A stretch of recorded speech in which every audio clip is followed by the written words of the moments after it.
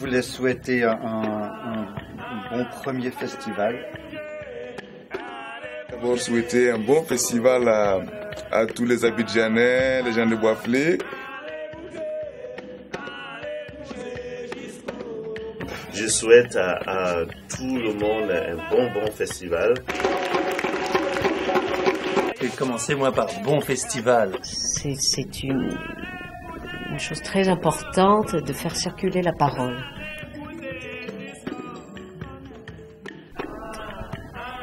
Ce serait plaisir.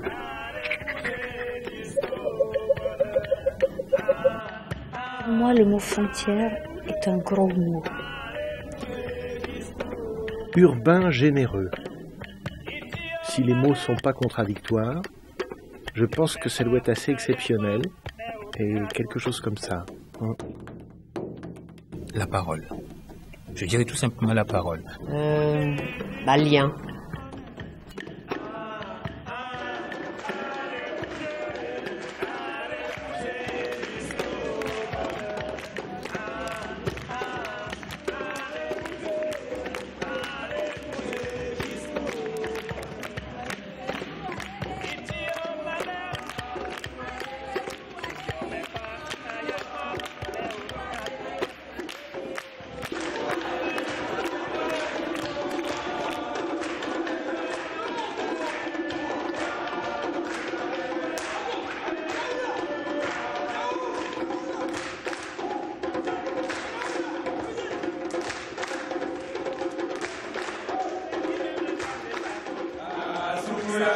Moi les femmes c'est fatigué. À cause de qui les femmes c'est fatigué. À cause de lui les femmes c'est fatigué. Elles sont pas grandes de taille et portent des talons. Talons là-bas c'est cassé.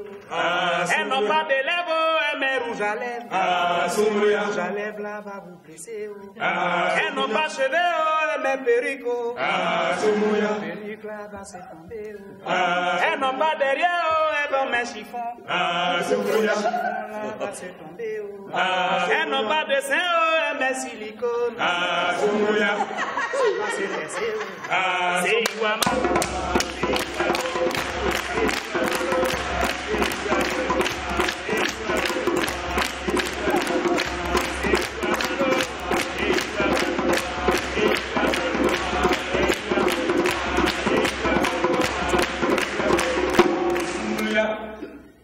Un enfant qui n'a pas payé à sa paix, c'est un enfant bas-relevé. Reprends, s'il te plaît. Un enfant qui n'a pas payé à sa paix, c'est un enfant bas-relevé. C'est compris?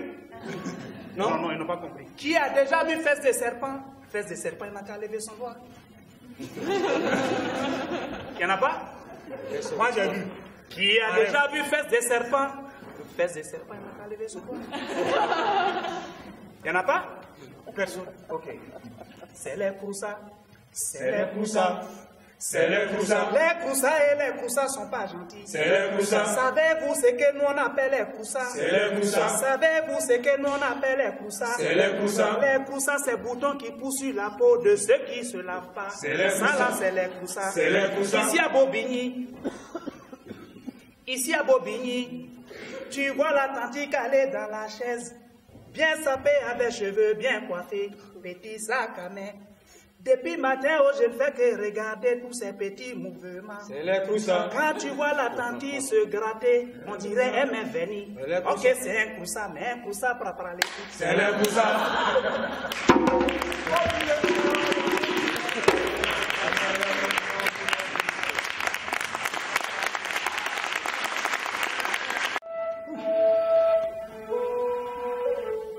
Ce soir,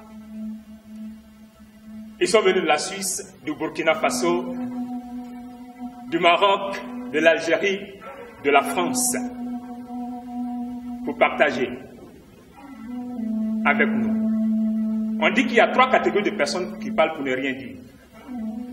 La première catégorie, ce sont les enfants qui apprennent à marcher. La deuxième catégorie, c'est les hommes et les femmes en crise de jalousie. La troisième catégorie, c'est le fou atteints d'une folie folle. Mais les conteurs et les conteuses parlent pour dire quelque chose.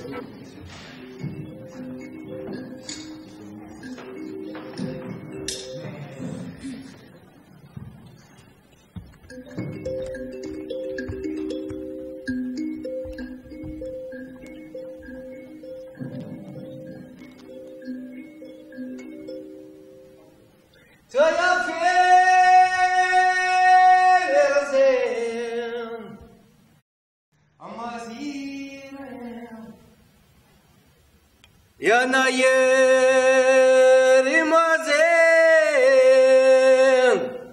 amaziren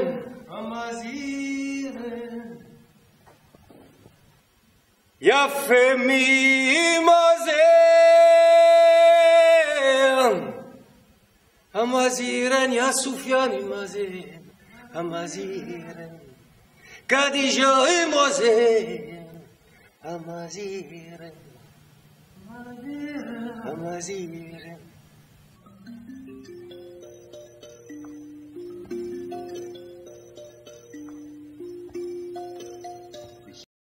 Qui travaille en Chine. Et il nous a envoyé il n'y a pas longtemps à toute sa liste d'amis un email pour donner de ses nouvelles. Et c'est comme ça que nous avons appris qu'il a passé ses vacances dans le Xinjiang, en pays ouïghour. Et c'est un collectionneur, il rentre dans une boutique et il demande à la vendeuse une map monde, une carte. Et la jeune femme lui présente une carte qui fait au moins 3 mètres. Et mon ami étonné lui dit « Mais enfin madame, elle est énorme votre carte ». Et la femme lui répond « Monsieur, si le monde avait été plus petit, la carte aurait été plus petite ». Il continue ses achats. Et au moment de passer à la caisse, il voit que le prix de la carte est de 70 yuan, à peu près 8 €. Il dit, mais madame, c'est cher. Elle lui dit, bah, monsieur, si le monde avait été plus petit, elle aurait été moins chère. Nous autres, on dit souvent que le monde est petit, mais la terre, qu'est-ce qu'elle est grande. Vous allez bien? Oui. Bon, nous, on va aller directement en Algérie. Hein. On est déjà en Algérie. C'est pas la même situation qu'en Côte d'Ivoire, mais ça pourrait y ressembler. Chez nous, il y a une histoire qui court, qui dit comme ça.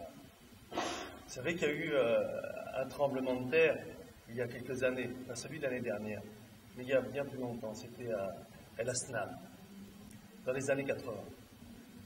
Et toute la région d'El Asnam a été détruite. On raconte qu'il y a juste la mosquée qui n'est pas tombée. Oui, parce que c'était la cave de l'imam. C'est ce qu'on dit aussi. Ceci est une autre histoire. On dit que tout a été détruit et que pour la première fois en Algérie, les gens ont été indemnisés. Si, monsieur. Ils étaient même étonnés, il n'existait même pas dans le dictionnaire le mot indemnisé. Donc les gens, ils ont tout reçu et on a reconstruit des villages tout autour de l'Aslam. Et l'Aslam aussi. Ils ont demandé. Apprenant cela, les animaux se sont réunis. Et il n'y a pas de raison. Les hommes, ils ont reçu quelque chose, ils ont été indemnisés aussi, ils ont cherché. Ils se disent, il n'y a pas de raison, nous aussi, il faut qu'on ait quelque chose. Voilà. C'est aussi la même. Ils ont fait une réunion, et ils ont dit, bon, il faut que quelqu'un aille jusqu'au palais du gouvernement. Alors là, ils se sont tous regardés, et il y en a un, bien sûr, qui s'est levé. Vous avez deviné, c'est le roi des animaux, c'est toujours comme ça. C'est le lion qui s'est levé, il a dit, il n'y a pas de raison, c'est moi le plus fort, j'y vais. Ils se sont tous tués, c'est comme ça en Algérie. Sauf un, il y avait l'âne. L'âne, il a dit, moi je veux bien y aller. Le lion, il y va, il y a ce côté. Et le lion, il est parti. Et il est revenu 2 jours plus tard. Les oreilles basses, la queue rentrée. On a regardé. L'indemnisation, ouais. Il a dit, je suis bien arrivé jusqu'à Alger, je suis arrivé, il y a comme ça, les forces de l'ordre, il y avait des militaires comme ça. J'ai foncé la première barrière, puis il y avait une deuxième barrière, et là, ils m'ont tombé dessus, ils m'ont tapé, tout ça. Voilà, j'ai rien vu. Ils sont tous regardés. On va pas abandonner quand même les hommes, on a des sociaux. Bon, il faut un autre volontaire. Là, mais c'est vite. Il y a le renard, il est arrivé, il a fait. Vive, on dit chez notre vive. Le renard, il est arrivé, il a dit au lion, c'est normal, tu dois foncer comme ça. Faut pas foncer avec les Algériens. Les Algériens. Je vais y aller. Et le renard, il est parti. Il est revenu 2 jours plus tard. Les oreilles dénonciation. Il a dit, j'ai bien vu, il y avait le cordon comme ça. J'ai contourné comme ça. J'ai contourné le deuxième. Et là, juste à l'entrée, il y en avait un, j'ai cru qu'il dormait, il dormait pas. Pour une fois qu'un Algérien, il dort pas. Ah, ils m'est tombé dessus, ils m'ont tous tombé dessus. Ouais. C'était la consternation. Ce mot, on connaît tous en Algérie. L'âne, il s'est levé. Ils l'ont regardé. Allez, vas-y, L'âne, il est revenu une semaine plus tard. Tout bronzé. Les lunettes de soleil. Le costume. L'autre, comment t'as fait? Le renard. Il a dit, c'est très facile. Mais il a dit, j'ai toute ma famille au gouvernement.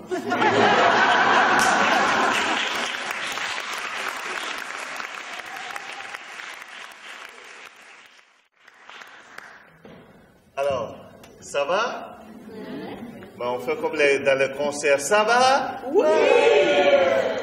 Pas de briquet. Il y a un qui aime commencer comme ça. Et il dit toujours Doléao. Et puis il y a des gens qui doivent dire Do. Vous connaissez la chanson? Doléao. Do. Et la personne, quand les gens disent Do, après il dit Allô. Ah! Toi, tu es où? Viens! Viens!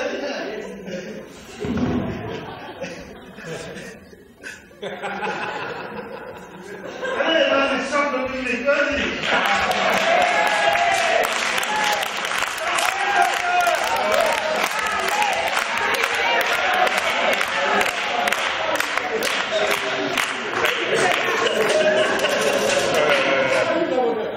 Voilà. Le taxi est en panne, il est au garage. Doléao. Allô. Allô. Et taxi compteur. Si.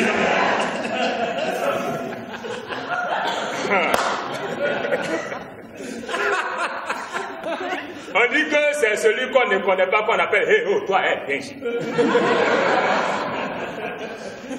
Mais quand on connaît quelqu'un, on l'appelle par son nom, par son prénom. Eh bien, c'est l'histoire du roi lion. Le roi lion, la reine lion et les lionceaux vivaient très bien dans leur royaume. On dit que celui qui a entendu un lion rugir et celui qui a vu un lion rugir ne court pas de la même manière. Ça, c'est vrai. On dit aussi que l'eau qui sort de la bouche du poisson n'est-elle pas la plus fraîche? Hassan, tu es le poisson.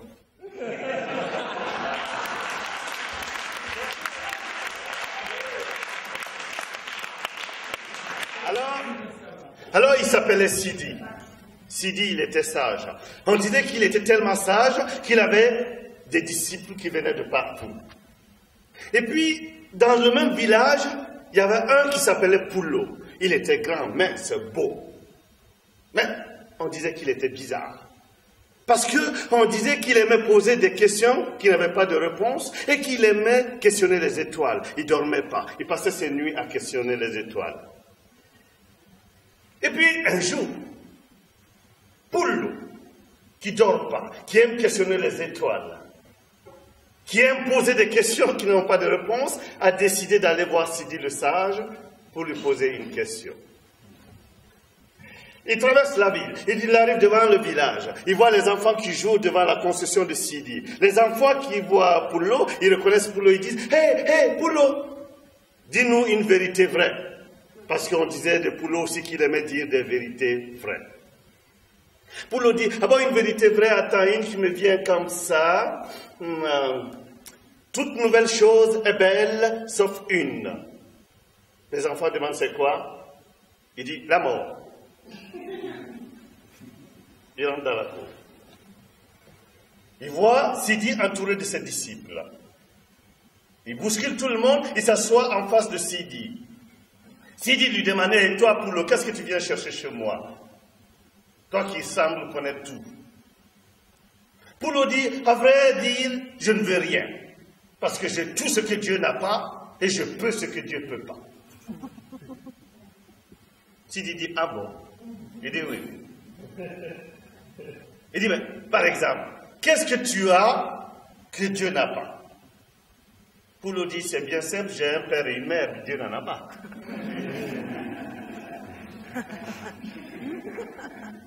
D'accord, dit Sidi. Bon, qu'est-ce que tu peux et que Dieu ne peut pas? Poulot dit, on dit que Dieu, il sait tout et il voit tout, non? Sidi dit oui. Il dit, ben c'est bien simple. Moi, je peux être ignorant et je peux être aveugle. Donc, je peux ce que Dieu ne peut pas. Sidi finit par lui demander, mais toi, Poulot, dis-moi vraiment ce que tu viens chercher chez moi. Poulot dit, à vrai dire, je suis venu pour te poser une seule question. J'avais oublié de vous dire au début de l'histoire qu'à côté de Sidi, il y avait un fourneau plein de braises rouges, et sur les braises rouges, il y avait une casserole pleine d'eau, peut-être c'était pour son thé. Je ne vous ai pas dit, peut-être c'était un détail de l'histoire. Bah, toujours est-il que Poulot s'est levé, il est parti vers le fourneau, il a pris une braise avec ses doigts, je vous avais dit qu'il était spécial, et il a jeté la braise dans l'eau. Et on a entendu ce bruit. Poulot dit à Sidi, en fait, voilà ma question. Je veux entendre, disons, je veux savoir, le bruit que je viens d'entendre, il vient de l'eau ou de la braise et à quelle proportion d'intensité? Merci Carlos qui m'a donné le pion. J'étais assis, je me demandais qu'est-ce que je racontais, Et hop, c'est venu. À quelle proportion d'intensité? Sidi dit, cette question mérite réflexion. Il se met à réfléchir pendant longtemps, et les disciples ont commencé à s'endormir à côté de lui. Et subitement, il dit à Poulot, j'ai la réponse à ta question. Mais avant de répondre à ta question, je vais te poser à toi une autre question. Poulot sûr de lui, il dit d'accord, je suis prêt. Il tend la tête comme ça, il attend la question. Sidi, brusquement, assène une claque à Poulot. Et lui dit, voilà. En fait, avant de répondre à ta question, je veux savoir le bruit que je viens d'entendre. Il vient de ma main ou de ta joue? Poulot dit, ah, cette question mérite réflexion. Il est parti questionner les étoiles. C'est une grande histoire qui peut se résumer à une petite histoire. Le secret de la vie. Ils sont peut-être parmi nous ce soir, ce disciple et son maître. Le maître devant, le disciple derrière. Comme ça se passe souvent. Le maître en méditation, le disciple qui court. Maître, maître, maître. Quoi? Dis-moi les secrets de la vie. Maître! Quoi? Les secrets de la vie? Je ne peux pas te l'apprendre. Et pourquoi? Parce que c'est un secret.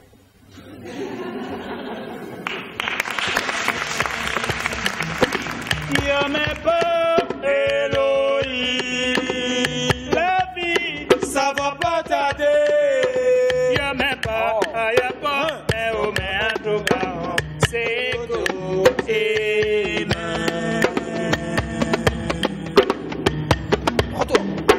Y'a même pas, y'a pas, mais au moins en tout cas, c'est côté.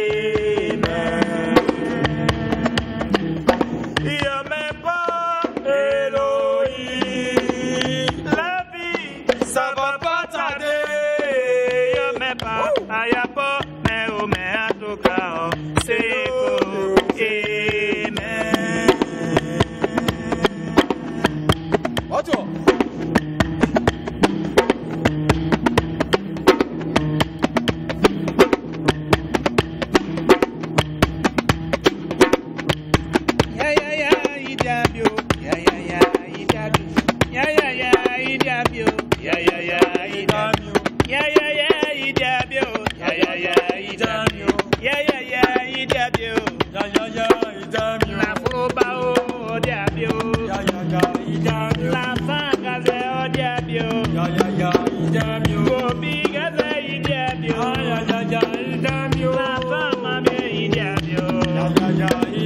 Merci le frère Idiabio.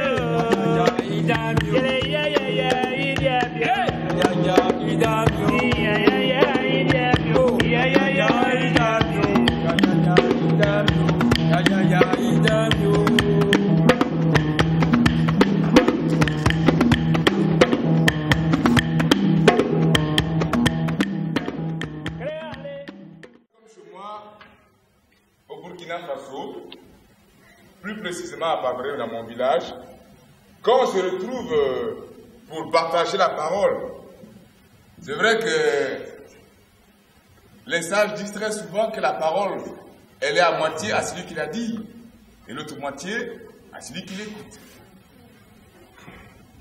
Alors, vous voulez qu'on partage ensemble la parole? Oui. Ah. Parce que lui, il est tellement mitigé que je me demande si c'est vraiment vrai. Vous voulez partager la parole avec moi, oui ou non? Oui! Ah ah! Là, le oui commence à être ensoleillé, même s'il fait nuit ce soir.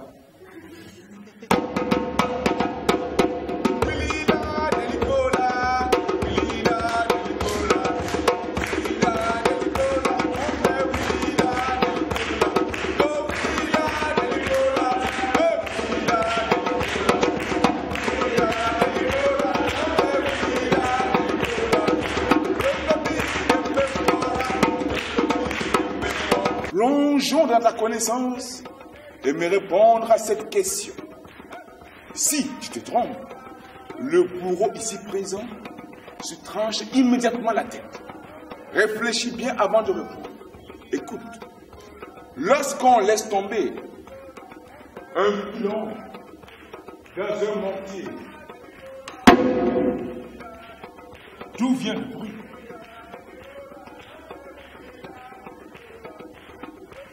Je sens que les gars là vont mourir. Est-ce qu'il n'y a pas des gens qui vont essayer de se sauver? Lorsqu'on laisse tomber un pilon dans un mortier, d'où vient le bruit? Qui va sauver le vieillard? Hein? Ah oui, voilà un sauveur là. Non, juste selon vous. Dites-moi, monsieur, selon vous, le bruit. D'où vient ce fameux bruit? Ah, je sens qu'il est vraiment mort déjà.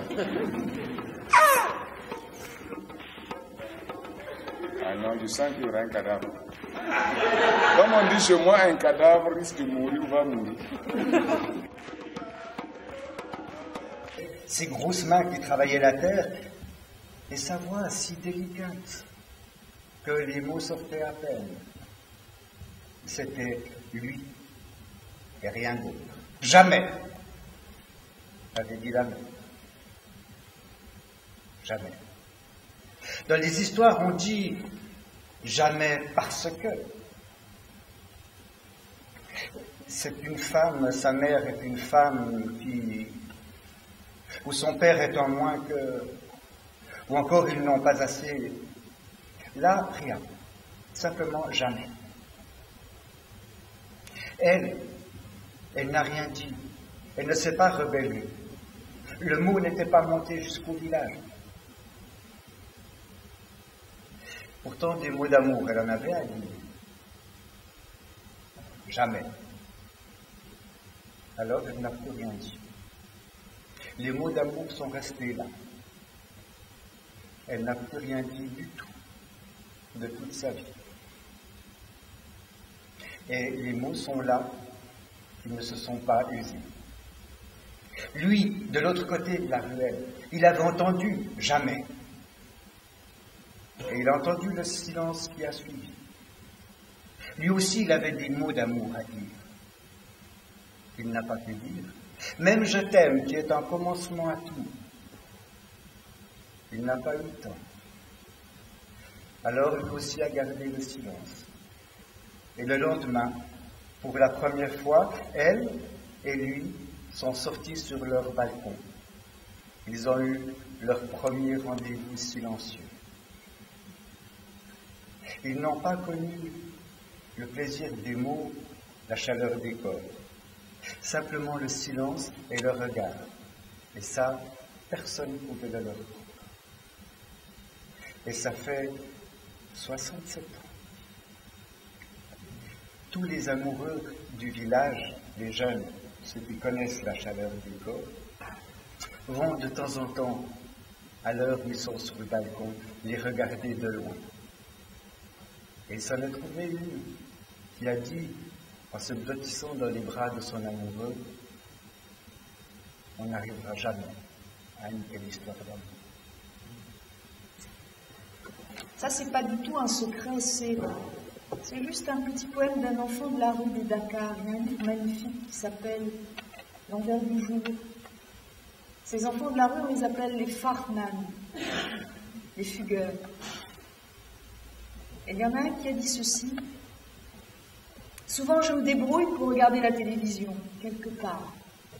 Et petit à petit, je commence à comprendre ce qui se passe, les informations. Mais je ne sais pas où les choses ont lieu en ce monde. Je ne sais pas les mettre à leur place. Celles où il est dit qu'elles arrivent. Je ne sais pas où cela se trouve. Tout est loin. Je finis par me dire que ce que montre la télévision ne se passe que dans la télévision. Or, hélas, nous savons que tout ne se passe pas que dans la télévision. On frappe à la porte, elle ouvre, c'est lui. Je suis là maintenant. Ah. Une discussion s'ensuit pour nos deux amis. Une discussion intarissable jusqu'à 4 heures du mat. Et après, où doit-il, oui, surtout, hein, il passe, et où doit-il dormir? Avec elle? Dans l'autre pièce? Comment apprendre à s'affleurer, à s'approcher, à se caresser après 12 années d'amitié? Comment faire le passage d'ami à amant? Ma foi, ils se sont bien débrouillés, hein? Ainsi, à force de faire passer le temps en se parlant pendant 12 ans, on fait venir l'amour-passion. Pas de panique, nous sommes très proches du happy end. Fréquent aller-retour, Paris-Sud, Sud-Paris. Chacun garde son appart. Enfin, lui, sa ferme. Elle déteste cette région. Il lui fait apprendre la pêche aux oursins et aux étoiles de mer. Il lui fait découvrir quelques plages secrètes. Finalement, c'est pas si mal, ce coin. Ils font une virée en Italie, la Toscane, très romantique.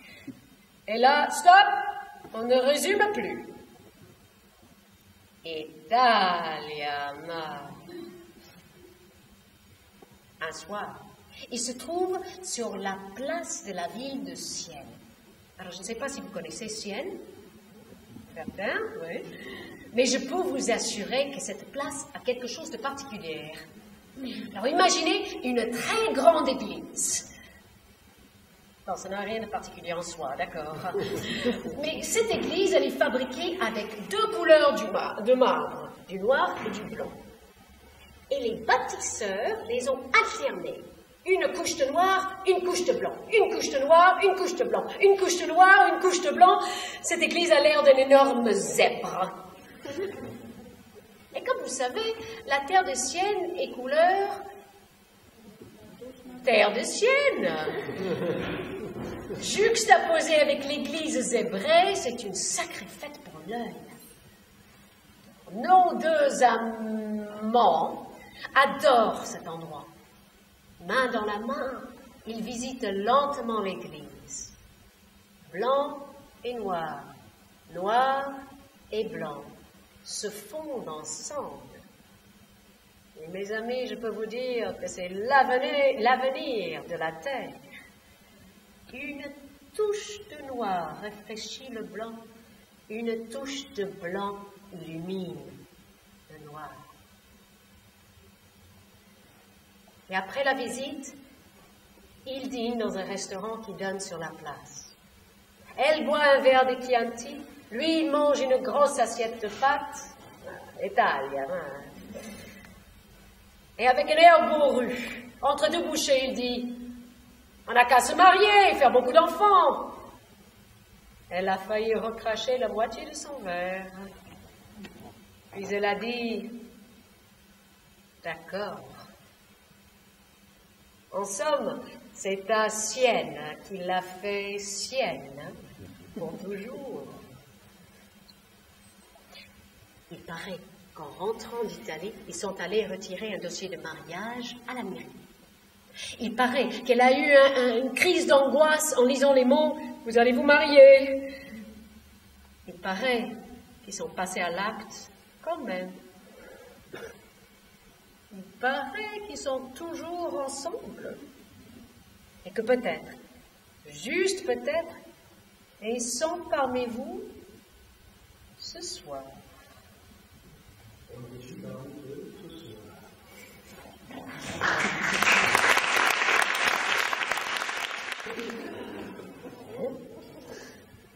Oh! Créateur, je crois que le temps passe. Alors, qu'est-ce qui se passe maintenant dans ton histoire, Créateur? Parce que bon, c'est long, hein, quand même. Bien, c'est agréable, mais c'est long, un peu ennuyeux, quand même, d'être tout seul avec soi-même tout le temps. Penser à quoi? À rien, parce qu'il n'y a plus rien. Grogner contre quoi? Contre rien? Si c'était contre soi-même, il n'y a plus que ça. Créateur, alors fais quelque chose maintenant, on s'ennuie. Personne ne répond. Et le temps infini, puisque le monde n'existe plus, le temps n'existe pas non plus. Et l'homme se dit, mais je vais quand même pas rester comme ça pour toujours, tout seul.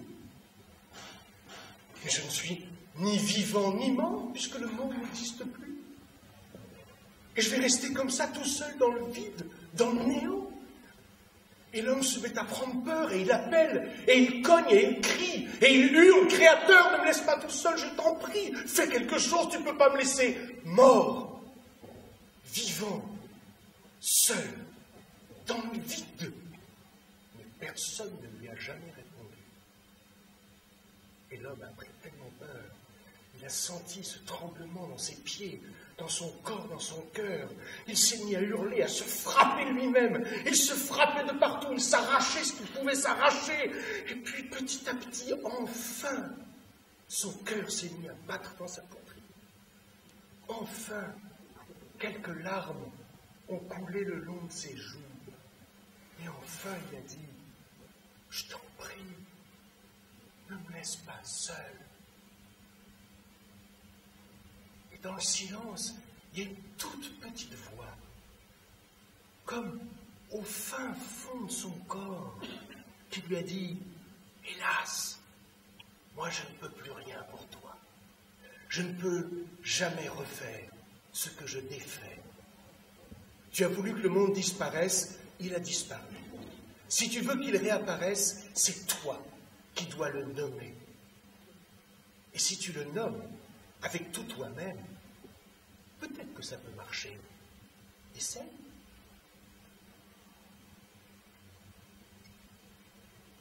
L'homme a fermé les yeux. Pour être un homme, pour être un homme, pour être un homme, pour être un homme,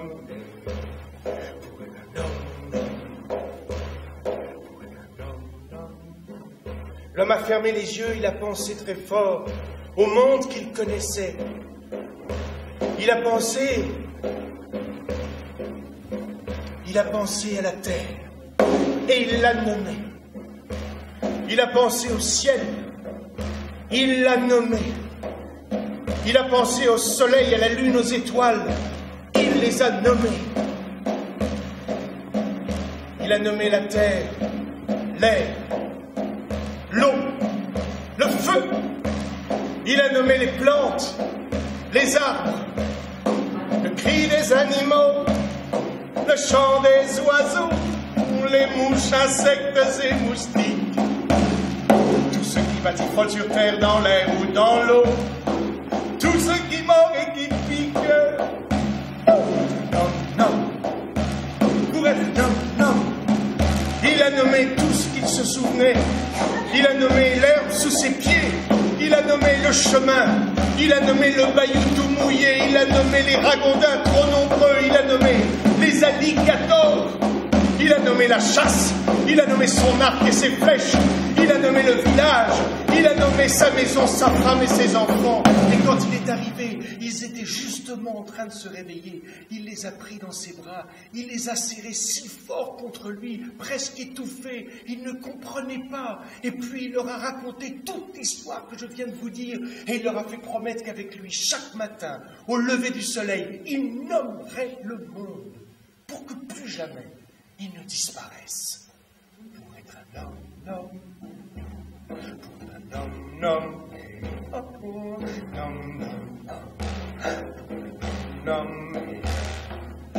C'est pour ça que les Indiens Houma nomment le monde. Et c'est pour ça que les conteurs racontent des histoires. Pour que plus jamais elles ne disparaissent.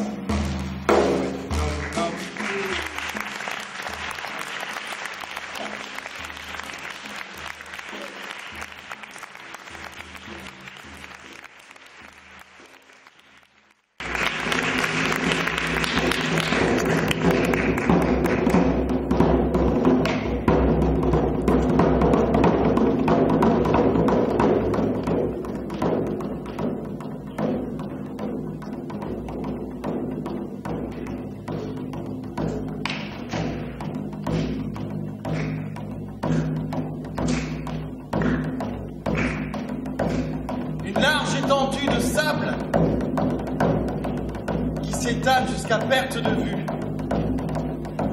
Le désert.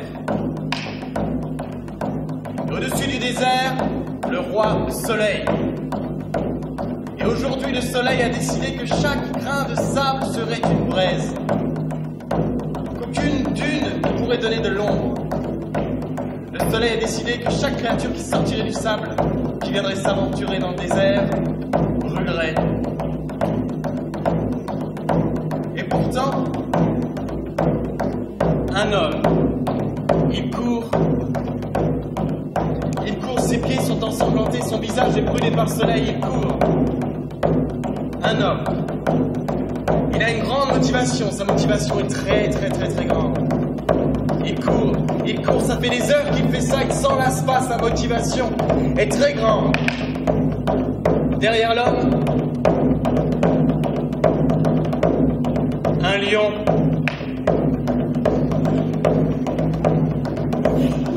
Alors l'homme se souvient que la journée n'avait pas tout à fait commencé comme ça. Au tout début de l'histoire, Ça se passait même plutôt bien. C'est vrai qu'au tout début de l'histoire, il n'y avait pas du tout le tambour, le compteur qui crie un peu. Non, au début de l'histoire,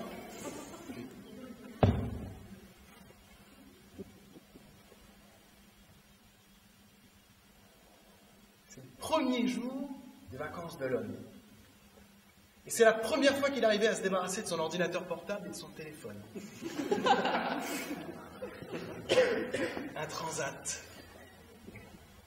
Avec des bandes blanches et jaunes, en bois de pin, 3 réglages, allongés, semi-allongés, assis. Il a choisi assis. Parce que quand tu es allongé, tu peux pas avoir les pieds dans le sable. Et donc assis, il a les pieds dans le sable. Le sable, il est bon, il est chaud, il est agréable. Un verre de menthe à l'eau.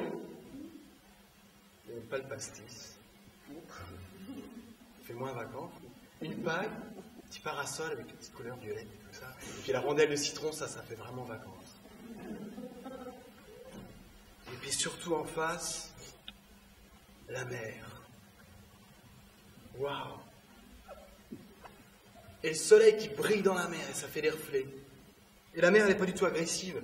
Elle pousse gentiment. Elle vient lui toucher les doigts de pied.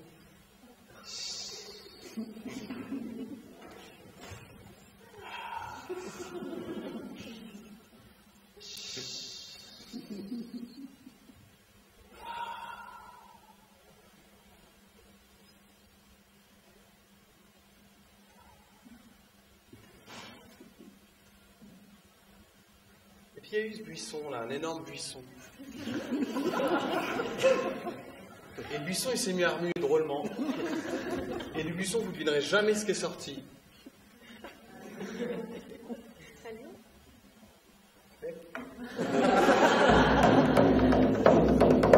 Il court là, il court, il se souvient, avec un lion qui est derrière lui, il se souvient qu'au début il s'est jeté dans la mer parce qu'il s'est dit un lion c'est un félin ça n'aime pas l'eau et que de toute façon ça c'est pas nager, mais apparemment le lion lui il savait pas.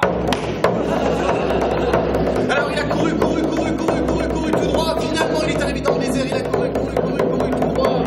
Et aujourd'hui le soleil avait décidé de pas faire d'ombre, de toute façon il n'avait pas le temps de s'arrêter. Et derrière il y a le lion. Et le lion il est bien derrière.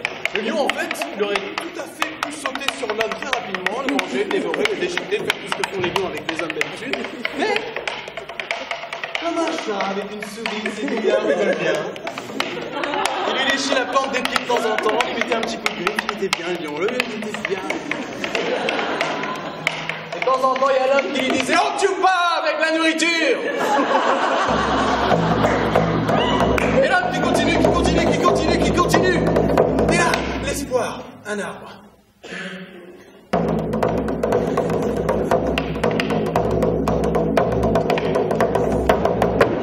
Un bond prodigieux se retrouve sur la branche. Il se dit le lion, il va passer. Le lion, il se met à tourner autour de l'arbre. Il va se lasser, il va passer.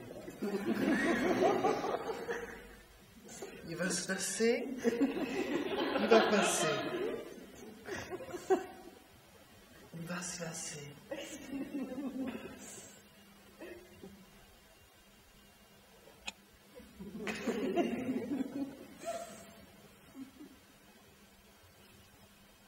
Il se lasse pas. Alors il se repose sur le tronc de l'arbre, il attend un peu, il s'endort un peu, puis à un moment il y a un petit craquement. La branche. Alors ici, il faut que je m'accroche au tronc avant que la branche casse. Mais le temps qu'ils se le disent, la branche casse, il tombe par terre, il tombe sur le lion, là, quand il se retrouve devant les deux yeux du lion, il tombe dans les pommes.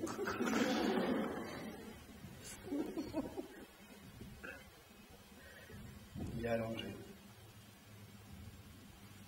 Il est dans un transat.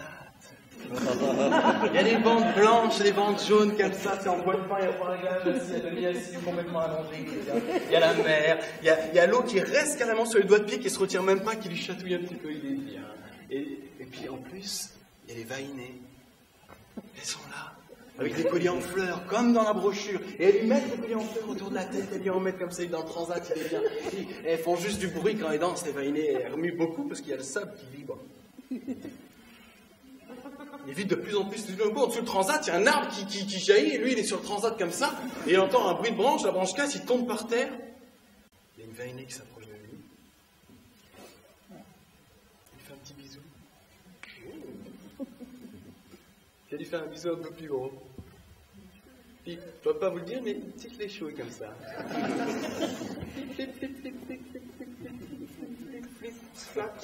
Frotch. Snitch. Splurp. Friends. Splash. On ne joue pas avec la nourriture, il court.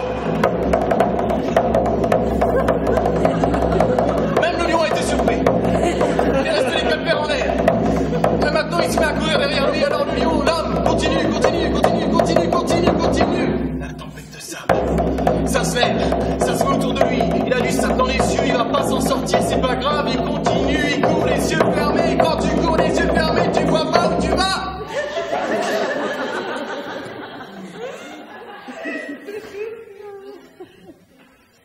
C'est comme un trait de crayon du bon Dieu, la fin du monde. Le lion, lui, il l'a vu arriver. Il a serré les quatre fers, hop, il s'est arrêté, il s'est penché, il a vu tout en bas de la fin du monde un petit filet bleu. Et entre le filet bleu et lui, sur une branche accrochée, l'homme.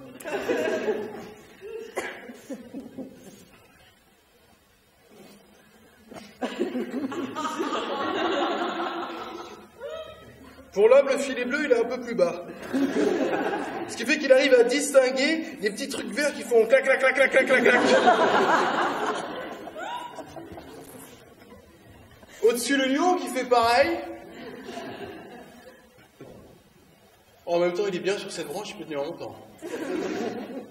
Il y a juste un petit bruit au-dessus de la branche. Ah, c'est une motte de terre. Elle tombe. Derrière, il y a un terrier. Il y a une souris qui sort. Et qui commence à grignoter la branche.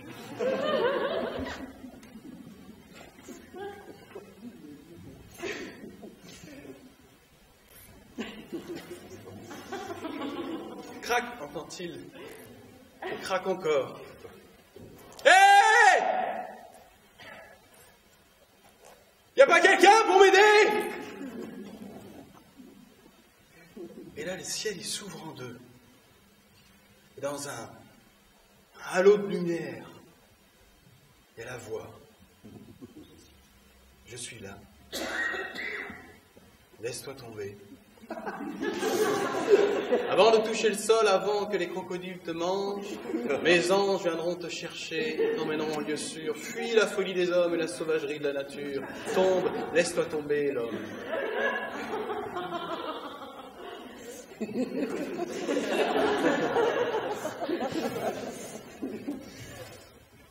Hé! Y a pas quelqu'un d'autre?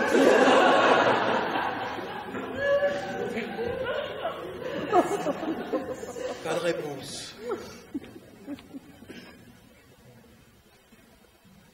Oh, il n'avait pas vu ça. Au bout de la branche, il y a une framboise.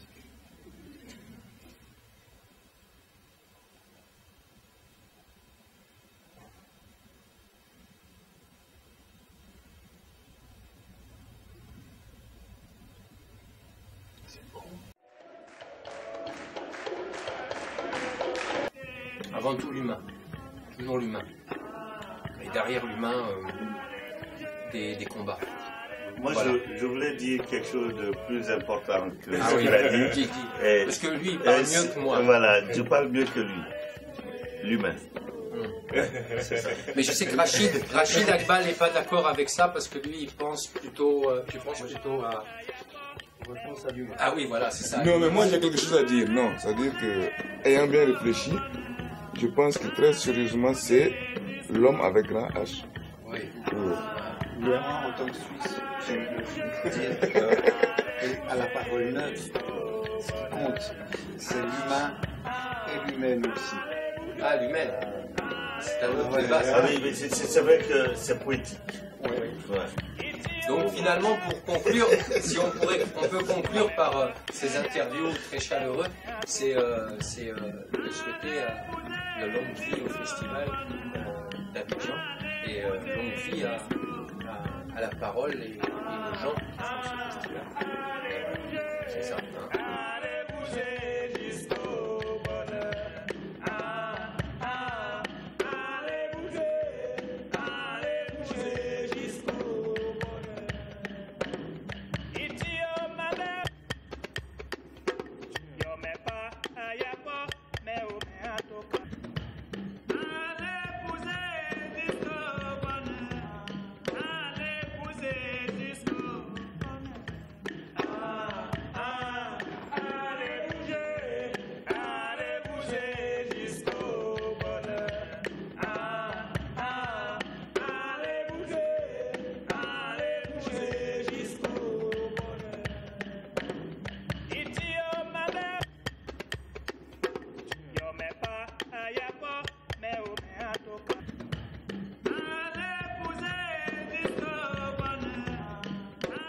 Merci à vous aussi.